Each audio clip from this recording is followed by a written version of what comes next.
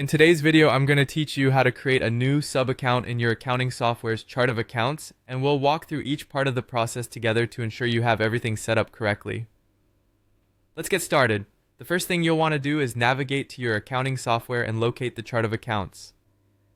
This section of your software is essentially the backbone of your financial records, detailing all the various accounts used to categorize transactions. Once there, look for the option to create a new account. This is usually found within a menu or as a button that says New or Add. When you begin creating a new account, you'll notice an option labeled Is Sub-Account.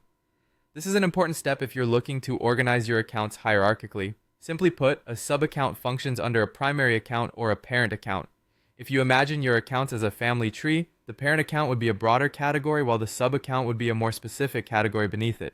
Selecting Is Sub-Account will make sure that your new account is tied to its parent account. So, check that box. Once you've designated your new account as a sub-account, you'll need to select its parent account from a drop-down menu or list that appears. This linking is crucial because it affects how financial data is rolled up into reporting. Think of it like organizing files in a folder. The sub-account acts like a file in a much larger folder or category, helping you maintain a clearer and more organized record structure. Now it's time to give your sub-account a name. The name you choose should precisely describe the nature of the transactions this sub-account will contain. Clarity is key here, as names that are too similar or too vague could lead to confusion when you review your financial statements. Once you've come up with a descriptive and concise name, you can go ahead and enter it into the provided field.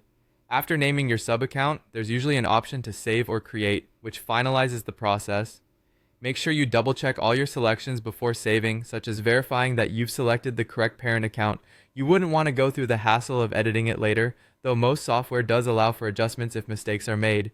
And that's it! We've successfully created a new sub-account within the chart of accounts.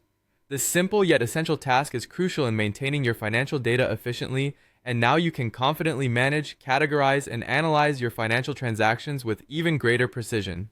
Thank you for watching, and I hope this tutorial helped clarify the process. If you have any questions or need further assistance, feel free to reach out in the comments below. Happy accounting!